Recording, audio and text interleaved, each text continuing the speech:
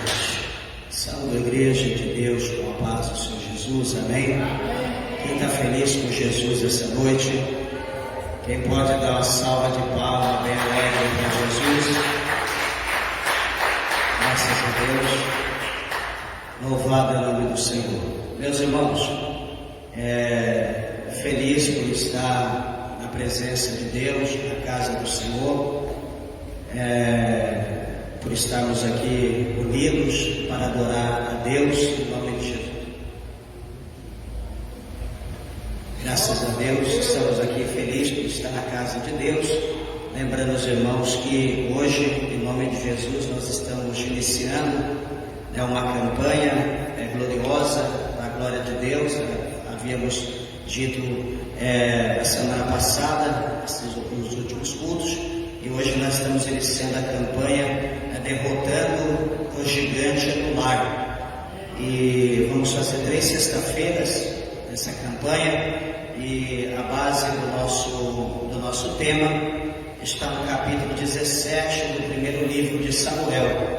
Quero pedir a você que, por favor, que tenha a sua Bíblia, por gentileza, abra e vamos ler a palavra de Deus em nome de Jesus. Amém. Glória a Deus. Aleluia. Graças a Deus. Primeiro livro do profeta Samuel, no capítulo de número 17. Eu quero ler juntamente com a igreja o versículo 23 adiante, para a glória de Deus. Tenho certeza que o Senhor lhe dará a nós algumas coordenadas para que nós possamos vencer o nosso potente e perseverante inimigo. Amém? 1 Samuel capítulo 17, versículo de número 23, está escrito assim: E estando ele ainda falando com eles, eis que vinha subindo do exército dos filisteus um homem guerreiro, cujo nome era Golias, o filisteu de Gate, e falou conforme aquelas palavras, e Davi as ouviu. Porém todos os homens de Israel, vendo aquele homem, fugiram de diante dele e temiam grandemente. E diziam os homens de Israel: Viste aquele homem que subiu? Pois subiu para afrontar a Israel. Há de ser, pois, que o homem que o ferir, o rei o enriquecerá de grandes riquezas, e lhe dará a sua filha, e fará livre a casa de seu pai em Israel. Amém? Vamos orar a Deus. Levante a tua Bíblia, a tua mão, peça para que Deus, o Senhor, assim fale conosco. Senhor Deus, amantíssimo, poderoso, soberano Deus, Criador dos céus e Criador da terra, meu Deus, aqui está a tua palavra que é fiel e verdadeira. Senhor, venha alimentar neste momento a minha alma, a alma da igreja, a alma dos ouvintes da tua palavra, aqueles que estão longe, aqueles que estão a larga distância, aqueles que estão perto. Ó Deus, tu que conheces a necessidade, a limitação, meu Deus, de cada um dos teus filhos, das tuas filhas, meu Deus, trabalha pelo poder da tua palavra, Senhor, direcionando nossos passos, meu Deus, ao encontro, meu Deus, do milagre que nós necessitamos da tua parte. Senhor, nós sabemos que o Senhor é campeão invicto e que o Senhor nunca perdeu nenhuma batalha. Peleja nesta batalha, meu Deus, peleja por nós e nos abençoa, pois nós te pedimos e nós te agradecemos em nome de Jesus Cristo, para a glória de Deus, nosso Pai. Amém, Jesus. Amém. Podeis assentar, meus irmãos, desocupando as tuas mãos e aplaudindo Jesus.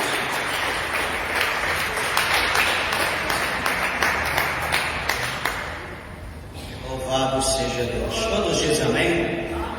Meus irmãos, eu rogo, por favor, toda a atenção da igreja, sempre nós pedimos na hora de ministrar a palavra, principalmente. Peço a você, mãe, pai, segure por favor o teu filho, mantenha-o no teu colo, no teu lado, evite de levantar, beber água, ir ao banheiro. Serei breve na palavra e após, então assim, você estará fazendo aquilo que houver necessidade.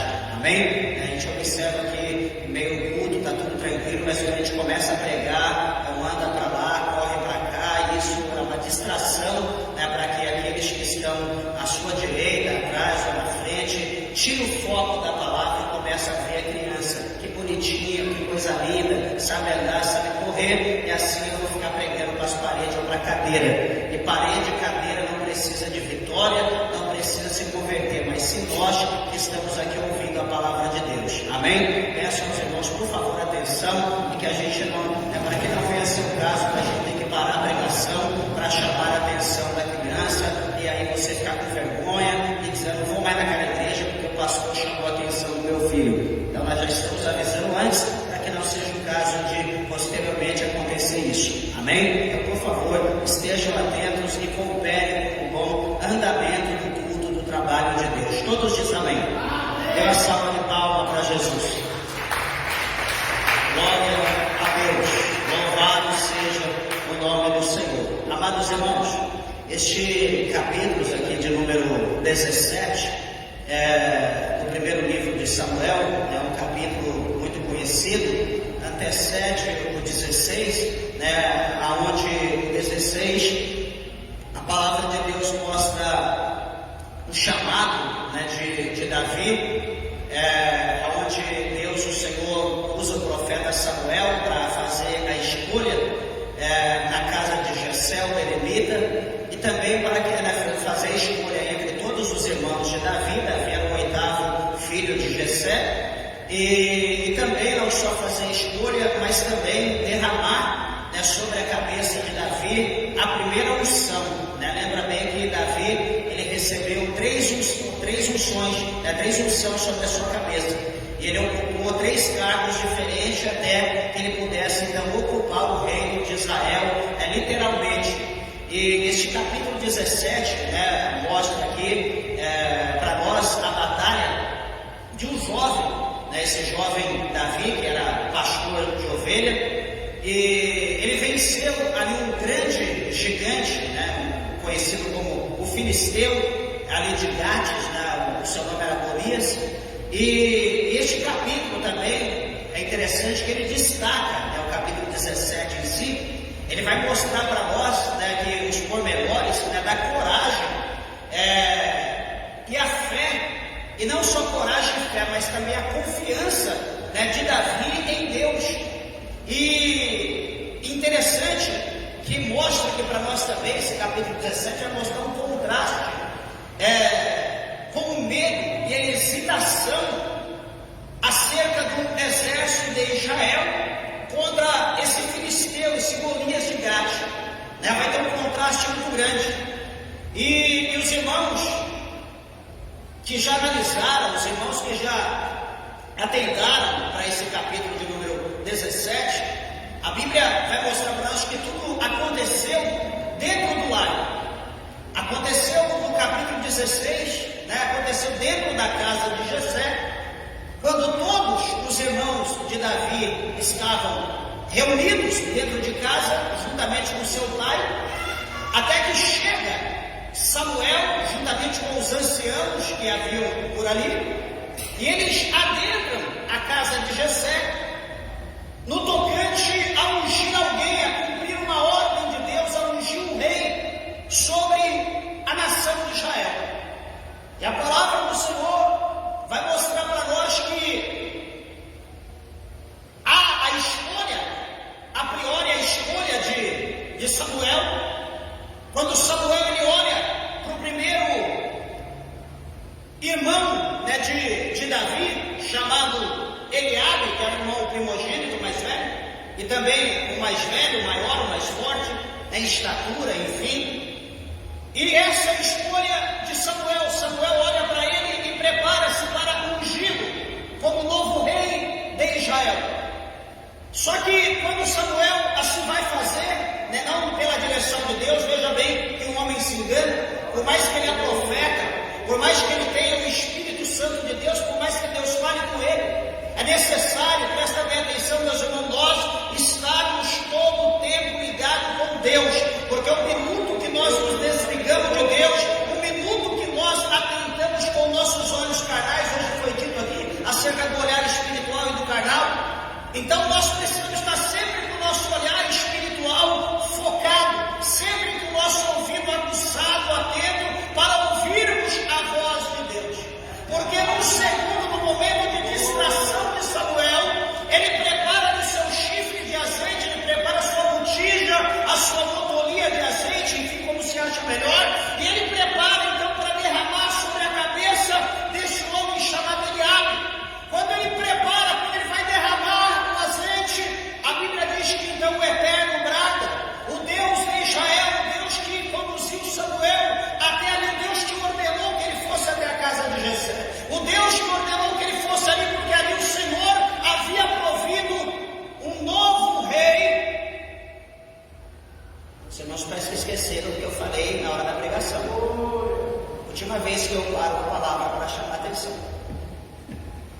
E veja que Samuel então, ele dá aquele olhar a Eliabe, ele olha para o físico, para a estrutura, e então ele prepara-se e ele vai ungir, vai chamar, pedir que Eliabe se prostre, para que ele então pudesse derramar o azeite.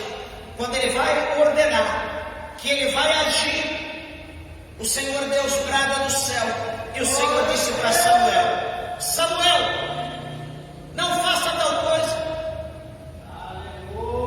Eu, o Senhor, não vejo como o homem vê, Samuel. O homem vê por fora, o homem vê o exterior. Porém eu, Senhor, vejo por dentro, eu olho no coração, e esse está reprovado. Este não serve para mim, para ser o rei de Israel.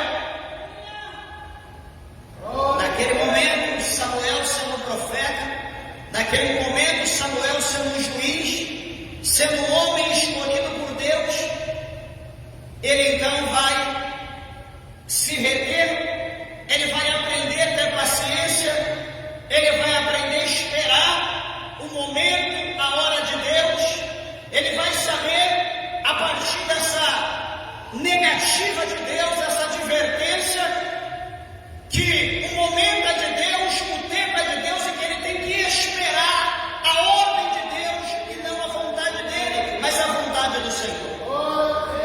Agora, com essa reprova, ele vai ficar precavido, ele vai se tornar prudente, porque vai passar, diz a Bíblia, Abinadab, vai passar o terceiro Samá, vai passando-se todos, passou os 7 irmãos de Davi, e nenhum era escolhido por Deus. Samuel não conhecia toda a família de Jessé. Ele estava dentro de casa, mas ele não conhecia. A Bíblia vai mostrar para nós que quando passa-se todos, ele vai perguntar para Jessé, ele vai perguntar para o dono da casa: acabaram-se todos os mancebos? Acabaram-se todos os varões? E então Jessé vai responder, vai dizer: não, ainda falta um. Falta um menor. Falta Davi, é o mais novo.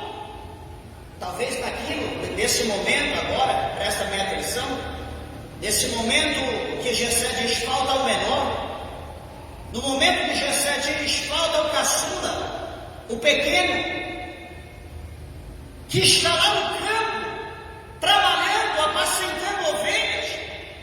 Quando Jessé fala dessa forma, provavelmente Eliabe, Abinadab e Samá, que eram ali os mais velhos, que eram aqueles que faziam parte do exército de Israel, talvez eles olhem para a situação e digam: pouco provável que seja Davi. Veja que os irmãos mais velhos, eles, aqui nesse capítulo 17, vai mostrar que eles olham para Davi com um olhar desprezível. Eles vão olhar para Davi como se Davi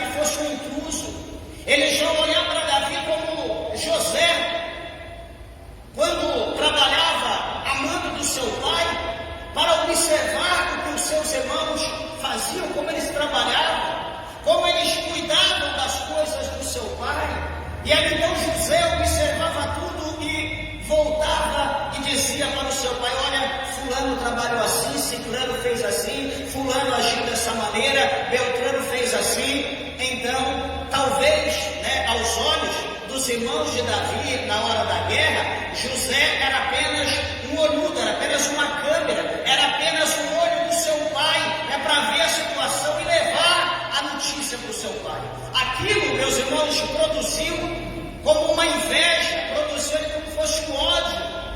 E veja que nós observamos pela palavra do Senhor, a Bíblia é clara aqui, quando nós olhamos para a Bíblia, que não foi Davi que escolheu. A Bíblia não mostra Davi pedindo a Deus, a Bíblia não mostra Davi de joelho orando: Senhor, me dá um cargo, Senhor, eu quero ser um governador, Senhor, eu quero ser um prefeito, eu quero ser um ministro. A Bíblia não mostra Davi pedindo: Senhor, eu quero ser um rei, eu quero liderar o teu povo, eu quero ser melhor do que esse primeiro. A Bíblia não mostra, em hipótese alguma, Davi pedindo a Deus um cargo na sua nação. A Bíblia não mostra Davi orando a Deus. Mas, meus irmãos, é interessante que o próprio Deus escolhe Davi. O próprio Deus escolheu. E veja bem que quando Deus ele escolhe alguém, essa escolha traz uma revolta. Por quê? Porque aos olhos, aqui eu estou dizendo de casa, a Bíblia está falando de família, está falando dos irmãos de Davi. Quando nós estamos no convívio na família, as pessoas que têm irmão, que já conviveram com os irmãos dentro de casa, sabem como que é isso. Quando ganha-se alguma coisa do pai ou da mãe, em particular o outro não ganha, porque não deu para comprar para todo mundo, é melhor não dar para um, do que dar para um e os outros ficar olhando. Então tem coisas que é melhor você não dar. Se você não tem condição de atentar para todos, então não atenda para nenhum, porque vai gerar confusão. E aqui a Bíblia mostra que quando passa-se todos, não tem ninguém. Jessé manda chamar o menor vem. Quando ele entra, que ele está entrando, a ordem de Deus é expressa. A ordem de Deus é imperativa. O Senhor diz para Samuel: é este, ungiu. Ele entra e a ordem de Deus, os olhos do Senhor vêm acompanhando, os olhos de Deus vêm sobre Davi. Deus vem trazendo, acompanhou e trouxe ele até a sua casa. E quando ele entra, o Senhor brada no ouvido de Samuel e diz a ele: é esse aí, unge ele. Então Samuel, sem hesitar, Samuel ele vai derramar sobre a cabeça de Davi o óleo, ele vai ungir. E a palavra de Deus vai relatar para nós que a partir daquele momento, a partir daquela unção, o Espírito de Deus ele se apodera de Davi. E a partir daquele momento, Davi ele já não é mais o mesmo. A partir daquele momento, a presença de Deus está em Davi. A partir daquele momento, Davi agora ele vai viver novidade de vidas. A partir desse momento agora, Davi ele vai viver um diferencial. Interessante meus irmãos, que essa palavra dá para nós trazermos uma aplicação para dentro da nossa casa e mostrar, e vermos, analisar os pormenores, observar o problema, observar o gigante que possa estar dentro da nossa casa, que possa estar lado a lado com nós, que pode estar do lado da nossa cama, que pode estar dentro do nosso quarto, que pode estar ao redor da nossa mesa, que possa estar caminhando à nossa direita ou à nossa esquerda. Essa palavra aqui, ela traz para nós, uma forma, um meio de nós identificarmos o gigante. Então, os irmãos, por favor, atentam-se a isso, porque este problema ou esse gigante pode ser ou pode estar, veja bem, como conflitos entre família, conflitos familiares. Quem já viveu aqui um conflito, presta bem atenção, quem já viveu conflito de família ou em família, sabe o desespero, a loucura, a ansiedade, ou até mesmo o problema espiritual que isso gera quando há um conflito em família. Há pessoas que procuram ajuda com familiares distantes, há pessoas que procuram ajuda com amigo próximo, há pessoas que buscam ajuda com quem é crente, pessoas que é mais voltado para a oração, pessoas que é mais capacitada na Bíblia. Meus irmãos, eu pedi por favor para que ninguém, por gentileza, levante, caminhando na igreja até eu pregar. Amém? Por favor, coopere. Segure a criança, por gentileza. Há conflito dentro do lar que a pessoa procura ajuda em todos os lugares, de todas as formas. E quando não tem ajuda, a pessoa procura um advogado e a pessoa vai resolver o problema na justiça. Quando chega na justiça, é porque não tem mais acordo. Quando chega na justiça, é porque a ira, o ódio, tomou conta verdadeiramente do coração alheio, do coração do cônjuge, ou enfim, quem seja, dentro de casa. Então, o conflito entre família é algo muito sério. Alguém pode dizer, não, é coisa de família, é coisa que acontece, toda a família tem conflito. Não, pode ter discórdia, pode ter um desentendimento, mas conflito é algo muito sério. O conflito, ele vem para rachar a estrutura. O conflito, ele vem para abalar os alicerces do lar. Ele vem para separar, para destruir. E porém, nenhum conflito, ele é permitido por Deus. Ele já é levantado, ele nasce já das trevas.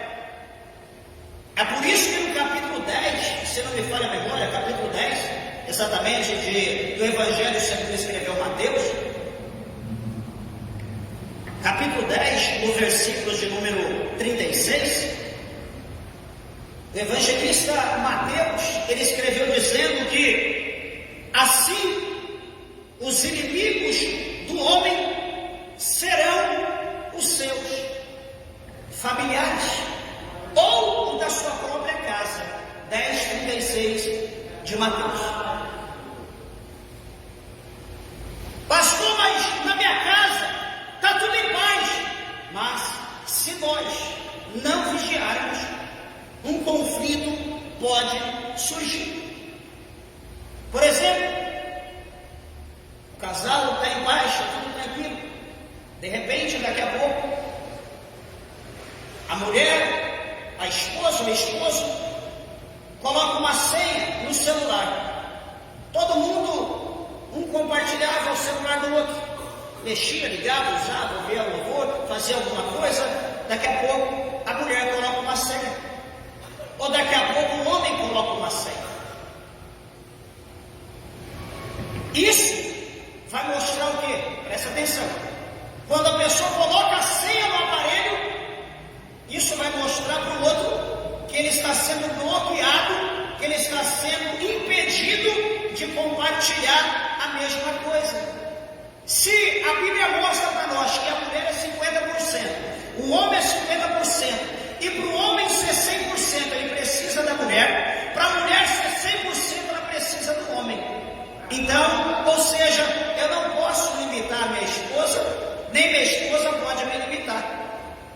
A partir do momento que começa essa limitação, vai começar a haver atrito, vai começar a haver conflito dentro de casa, vai começar a haver discórdia e a pulga vai começar a coçar. Por quê? Que ele colocou senha. Por que ela colocou a senha no celular? Ah, não, é porque não, tem um motivo. Não, porque eu vou perder, mas tem nada a ver. Sempre a nossa vida foi um livro aberto, por que agora vamos pôr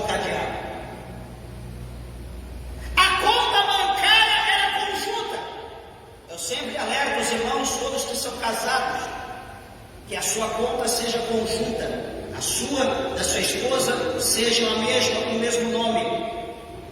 Nunca ela tem a conta dela e você tem a conta dele, porque amanhã, faltando um, se porventura tiver alguma coisa na conta, você estará perdido para receber. Então, faça conjunto, trabalhe junto. Vocês não são mais um inteiro, mas é meio, somando os dois se forma um. É assim que a Bíblia diz. Então não faça divisão, não separe, porque essas coisas podem ser simples, mas é coisas que trazem conflito para dentro de casa. Amar mais uma pessoa, mais um filho do que o outro, isso vai trazer conflito, porque dá sempre para um, sempre faz mais para um e menos para o outro, dá sempre mais atenção para um e deixa o outro no escanteio. Amanhã isso trará conflito. Então, essa situação aqui, esses problemas podem trazer, que eu estou dizendo, amanhã uma grande queda, uma grande destruição.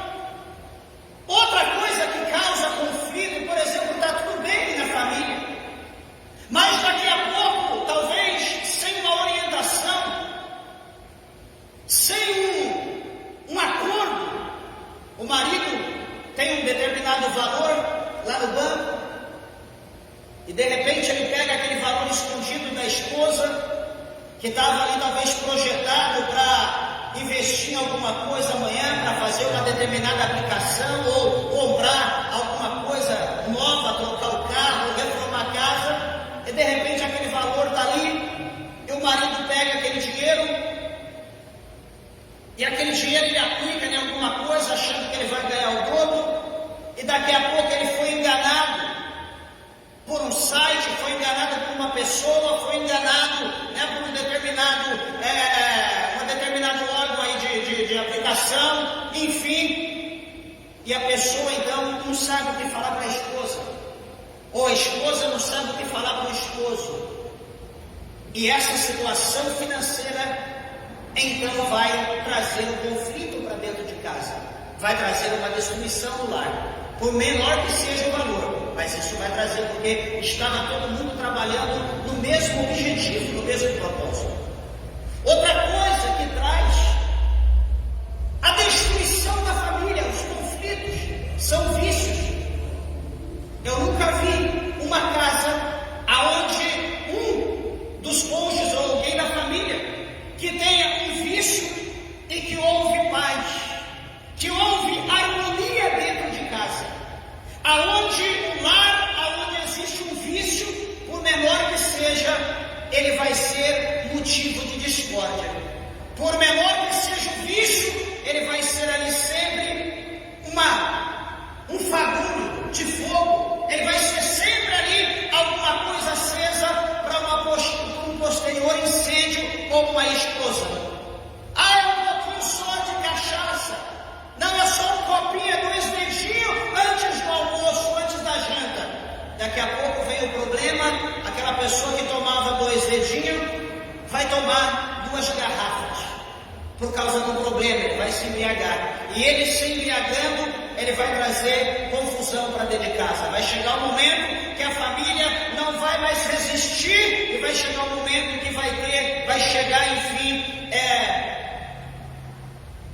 naquilo que a gente não deseja nunca, no divórcio. E, enfim, falando do problema no lar, a falta de comunicação dentro de casa leva também a essa divisão, leva também ao conflito. A esposa que não tem diálogo com o esposo que não tem diálogo com a esposa, isso leva a conflitos. Precisa-se o casal, a família, tem que trocar ideias, tem que conversar, tem que dialogar, tem que procurar meios para a conversa. E em meio às conversas, diálogos, vigiado que fala. Porque nem todo mundo está preparado para ouvir determinada palavra. Há pessoas que são sensíveis. Há coisas que talvez para mim possa ser dito, eu possa ouvir, que talvez eu suporte. Mas de repente, por exemplo, vou falar para minha esposa, para ela é uma tonelada. E eu vou olhar e vou falar, puxa vida, mas não imaginava que ia ser assim. Então é melhor o quê? O vigiante fala, porque eu não sei como que ela vai receber. Ou você vai falar com o teu cônjuge, você tem que tentar analisar, tem que conhecê-lo para falar determinada situação. Então veja, meus irmãos, que esses exemplos aqui que nós citamos, talvez são coisas que as pessoas, todos nós estamos vivendo. Cada um pode estar vivendo uma situação dessa. Mas você pode dizer, pastor, não, mas isso é normal. Não, não é normal. Não é normal. Ninguém, Deus não preparou a família para viver em pé de guerra. Deus não preparou a família para viver em atrito, em contenda, em debate. A família, ela precisa viver em harmonia. A família precisa viver em paz. A família precisa viver em alegria. A família, dentro de casa, não deve haver gritos. Meus irmãos, quando é que a gente grita? Por exemplo, eu saio ali fora, presta atenção, eu vou ali fora na porta e eu vou gritar. Por que em vez de eu falar, eu grito? Você fala, você conversa quando alguém está perto, está próximo. Então a gente fala. Dependendo da distância que está a pessoa, a gente nem fala, a gente sussurra. Ou a gente murmura. O que é murmurar? Fala baixo. Então há formas de falar. E quando é que eu grito? Eu grito quando, por exemplo, eu estou aqui, o operador está lá na porta. E eu chamo ele, operador. Ele não ouve. Eu aumento a voz, ele não ouve. Eu aumento a voz, ele não ouve. Eu aumento mais, ele não ouve. Então o que eu faço? Eu dou um grito. E quando eu dou um grito, então na hora ele vai atentar e vai olhar para ele ouvir. Por que ele não ouviu antes? Porque ele está longe, ele está distante. Então a gente só grita quando se há uma distância longínqua, uma distância longa, que não se consegue falar normal. E tem gente, tem pessoas que a casa dá a impressão que um está no Polo Norte, outro está no Polo Sul, e está todo mundo dentro de casa. E isso, meus irmãos, isso traz também problemas. Traz problema, porque nem todo mundo gosta de ouvir alguma coisa aos gritos, ser chamado aos berros. Veja bem, como que Davi, ele venceu esse gigante? Ou como que nós podemos vencer esse gigante dentro de casa? Ou esses que eu acabei de falar aqui, de mencionar. A primeira coisa que Davi fez foi o quê? Qual foi a arma, qual foi a estratégia que Davi usou para vencer o gigante? A estratégia de Davi foi uma palavra chamada confiança. Confiança em quem? Na sua força. Confiança em quem? Em Samuel. Confiança em quem? Na unção? Não. A confiança de Davi estava em Deus. Davi, ele venceu o inimigo. Davi, ele venceu a adversidade, todavia confiando em Deus. É interessante, amados e queridos irmãos, que nós olhamos aqui para a palavra do Senhor.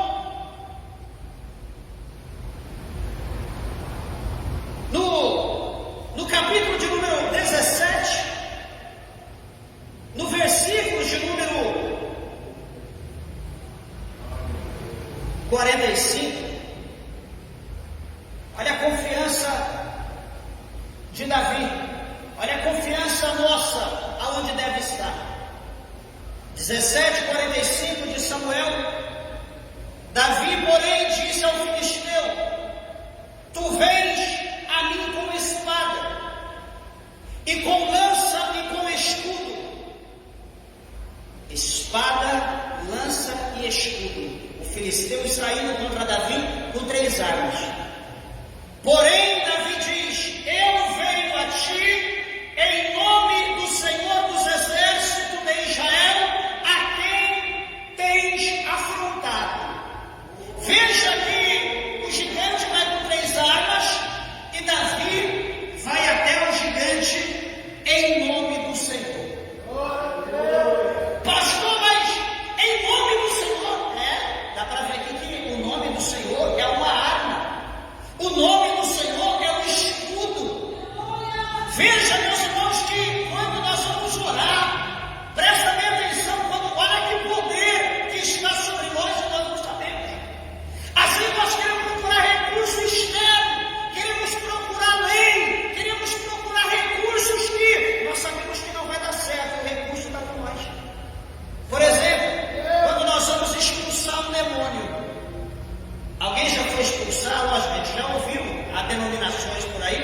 quando o seu demônio se manifesta lá dentro, eles junta um monte de gente, joga a pessoa lá fora e tranca o portão.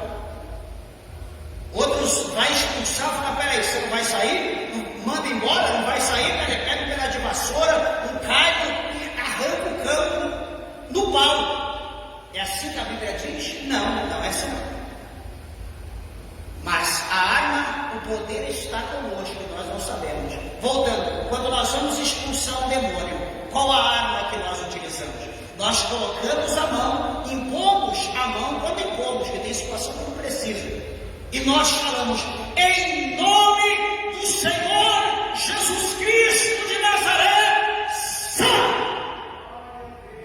Em nome do Senhor Jesus Cristo, sai! Essa é a arma. Você vem com lança, você vem com espada, você vem com escudo, mas eu vou até você em nome do Senhor dos exércitos de Israel, a quem tu tem afrontado. Será que para um gigante, será que para um guerreiro que nunca perdeu, um campeão invicto desde a sua mocidade, nunca perdeu uma batalha, a presença de Davi, uma criança, um jovem, perto de um gigante de quase 3 metros, um homem blindado, parecia um tanque de guerra, ver Davi daquele jeito, despreparado, despido, com trajes de guerra, né? Davi estava despido, não estava com nenhum traje de guerra, estava apenas vestido como um pastor de ovelha. Não havia afronta maior para aquele gigante do que a presença de Davi diante dele. Por isso que ele diz para Davi, sou eu um cão, eu sou um cão, para você vir até mim, com um pedaço de pau, com pedra. Amados irmãos, a situação dentro da nossa casa, como eu estou dizendo aqui, que o poder está sobre nós. O poder está sobre a nossa vida. Talvez você não sabia, mas hoje eu quero te advertir, ajudar você a usar esse poder que está sobre a tua vida. Ah, pastor, não, eu vou procurar um psiquiatra, né? Eu vou procurar algum tipo de remédio específico, né? Eu vou procurar um conselheiro, né? Eu vou procurar. Por que você vai procurar? Por que você vai tão longe? Por que você vai se dispor? Por que você vai gastar tanto? Lá no primeiro capítulo de Reis, a Bíblia diz que, presta atenção, determinado rei, aquele determinado rei, ele sofreu um processo, ficou doente, e ele ordenou aos seus súditos que fosse em outra nação, em outro país, consultar a Baal-Zebub. Baal-Zebub quer dizer Deus das moscas. E aquela comitiva recebeu uma ordem para ir lá consultar esse Deus das moscas acerca do rei. Vai lá e consulta ele e pergunta se eu vou viver ou se eu vou morrer. Vai lá buscar cura, um milagre, traz um milagre para mim. E então aqueles homens, a comitiva está indo.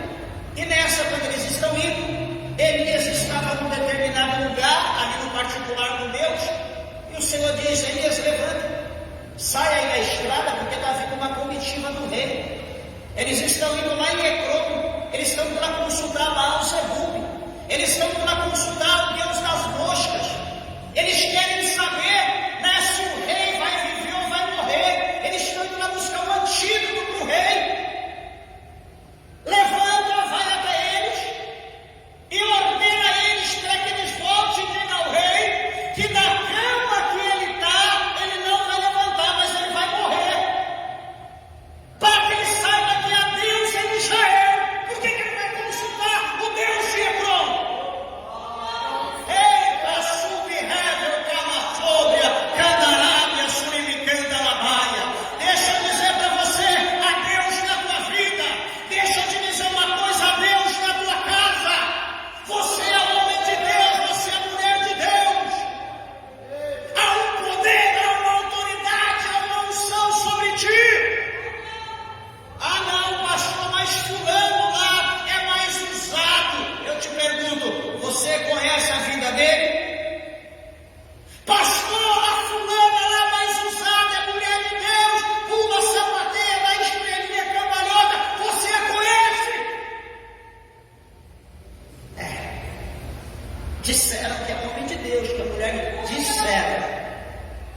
Mas eu pergunto, e você, como está a tua vida com Deus?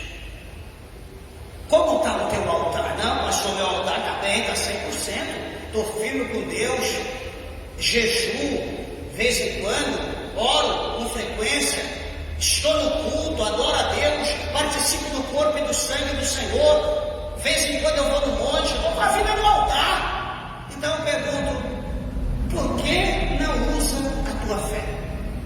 Por que você não levanta as tuas mãos aos céus e clama ao teu Deus? Por que você não faz uma campanha dentro de casa? Por que você não faz prova com o teu Deus? O que é que está impedindo de receber a vitória? Sabe o que é? A tua confiança. Você não confia em Deus. Você só confia naquele que dá estrelinha.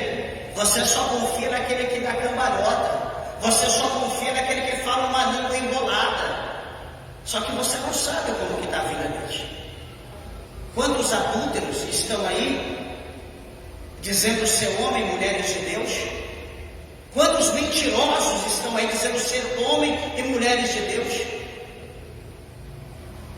Quantos mau caráter estão aí e se dizendo homem de Deus, e você trazendo essas pessoas para dentro da tua casa, você trazendo essas pessoas para impor a mão sobre a tua cabeça, esperando na inocência de receber unção, uma bênção, e você vai estar recebendo maldição.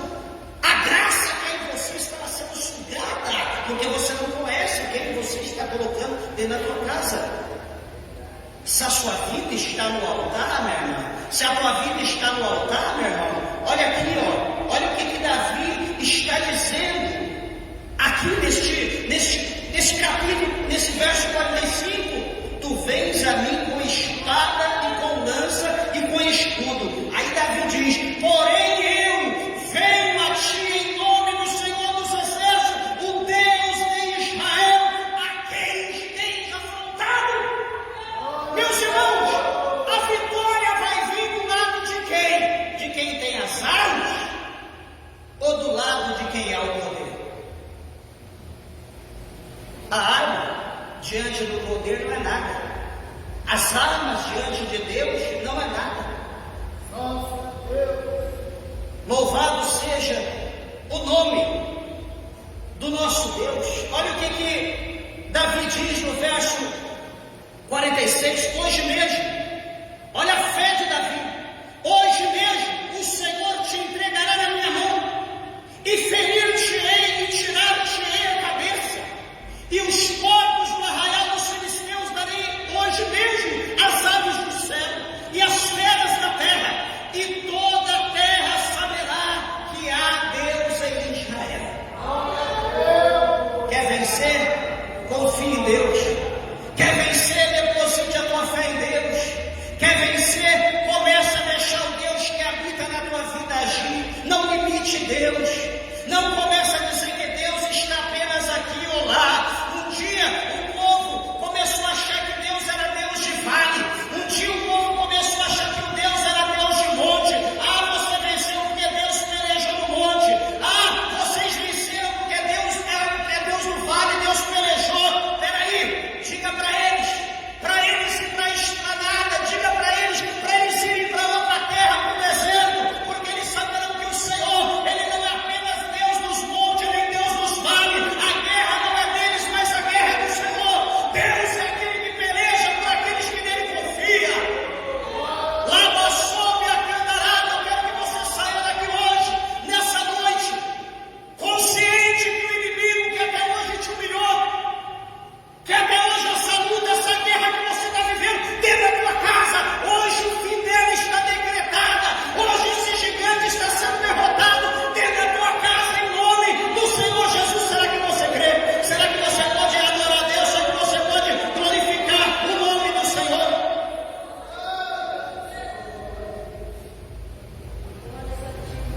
Pelo jeito, não é todos que creem.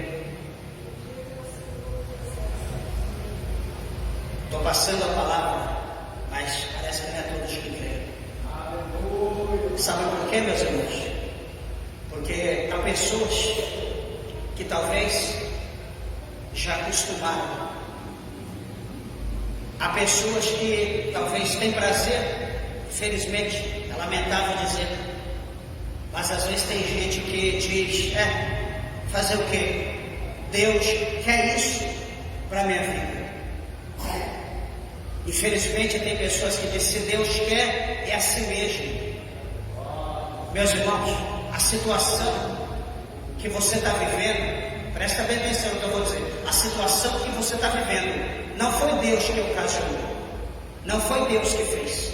Deus quer que a família viva em harmonia, que a família viva em paz, que a família viva em amor, em alegria. Deus não quer que a família viva a trancos e barrancos, que viva ali um leão contra um cachorro, contra um gato. Não, Deus quer que vivemos em paz. Glória a Deus. Deus não tem prazer na situação que você está vivendo. Um lá na sala, outro no quarto. Outra hora um lá na área, outro lá na varanda. Uma hora um lá fora no portão, outro lá no fundo. Um em cima da casa, outro lá dentro. Não é isso que Deus quer, não. Deus não uniu você, Deus não formou a família para haver essa separação. Deus quer, é de Deus quer a si mesmo, fazer o que não? Quem está se conformando com a situação é você, não é Deus não. Se você colocar no teu coração hoje em nome de Jesus, eu vou chegar em casa, eu vou dobrar meu joelho, eu vou fazer uma campanha a partir de agora, com base nessa palavra, e esse conflito, essa guerra que tem dentro do meu lar, vai acabar em nome do Senhor Jesus. Você chega cuspindo fogo e diz, Satanás, eu estou entrando, pode sair, porque em nome do Senhor dos Exércitos de Israel, você está derrotado na minha vida, na minha casa, na minha família, no meu negócio, na minha finança, você está repreendido, em nome do Senhor Jesus Cristo. Você vai ver a glória de Deus. É uma questão de fé.